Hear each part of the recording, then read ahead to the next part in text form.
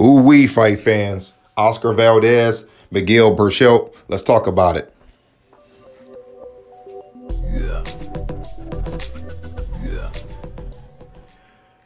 All right, so I didn't see any of the Saturday fights live. I saw them all early this morning. I watched the cards.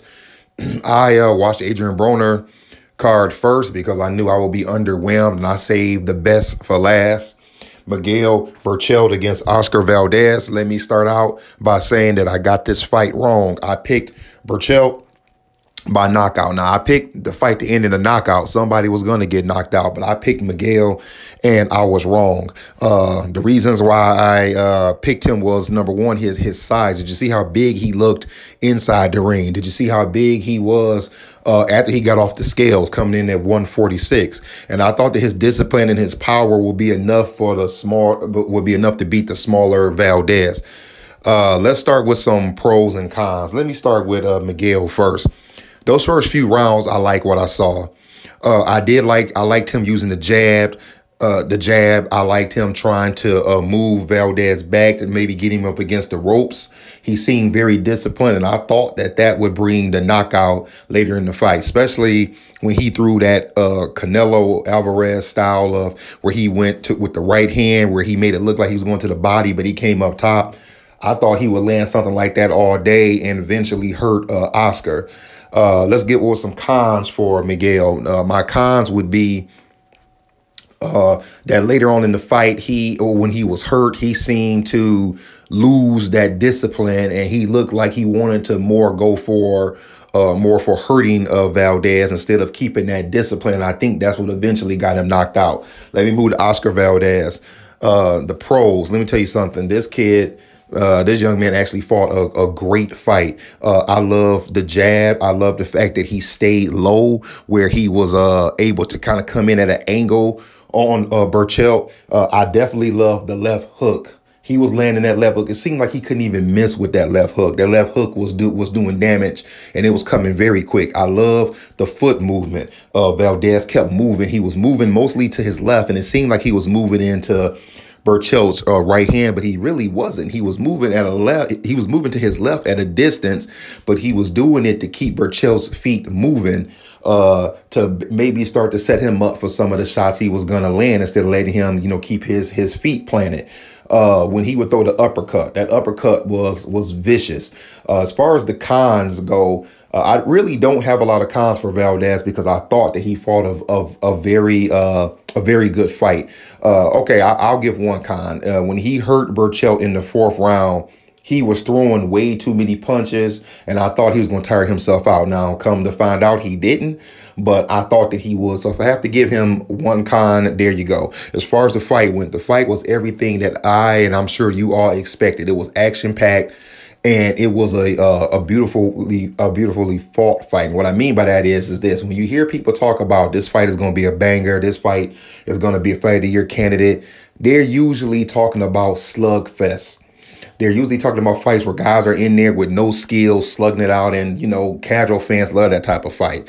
This is the type of action fight that I love. This was nothing but skill from both fighters. Yes, they were throwing punches. Yes, they were hurting each other, but it was all skill. There was nothing sloppy about it. It wasn't a slugfest. This was two skilled professionals doing their thing. So let's jump to round 4. Berchelt was hurt. Somehow he made it he made it through that round. In the 5th round, he actually was still hurt. I thought that it wouldn't be too long before he'd be out of there. But then by the 6th round, my guy he started getting back in the fight. He started taking his time. He kind of got the cobwebs out, and he started doing work again. But he was hurt again a few rounds later by Valdez when he went southpaw and hit him with that uppercut. And I just think he never recovered from it. And Valdez stayed disciplined. Even when Berchelt was coming back on, he stayed disciplined. And then we get to the 10th round. And when you look at it in the replay, you can see it coming out. In regular time, you may not have saw, but in If you watched the replay a few times over, you saw it coming. Berchelt was hurt. He came in sloppy. If I remember, he threw a straight right, then he threw a jab. He did not see that left hand coming. By the time his jab fully extended, Valdez planted that left. He dipped under, planted that left foot, and came up with just a thunderous left hook, and Berchelt was out of there. Now, it was a great victory by Valdez, but it kind of got overshadowed about 3 minutes because Berchelt was not moving. And that's the scary thing about boxing. You love the great knockouts, but once a guy gets knocked out like that, and we go into 2-3 minutes and the guy is still not moving, now it kind of takes away from the victory and it becomes a little scary. But then we begin to see him communicate. Then he sat up. Then they sat him on the chair and he was all good. And they took him to the hospital for evaluation. Oscar Valdez, man, what a job he did. And he talked about people who doubted him. Well, I'm one of the people who doubted you, Oscar. I thought that Berchelt would win the fight. I thought that his size and his power would be more than your skill and power, but it wasn't. He did his thing. Where does he go from here? What do you want to see from here? He mentioned Shakur Stevenson. Let's see it. I want to see Oscar Valdez against somebody good. I want to see him against Stevenson. Maybe not yet for Lopez. Maybe let's work that fight up a little bit, but let's see him in another big fight.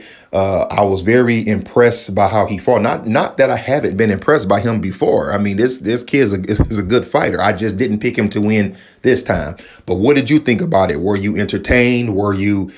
Did it turn out to be the way you thought? Was it a fight of the year? I know we're only 2 months into the year, but were you entertained is basically what I'm trying to get at. Give me your comments. Let's talk some boxing. Hit me up over there on Twitter. Let's talk boxing there. Let's talk boxing right here on YouTube. Like and subscribe if you haven't already. And hit that notification bell. Why? So every time that I get on here and talk boxing, we can talk boxing. Otherwise, that's all I got. Holla at y'all later.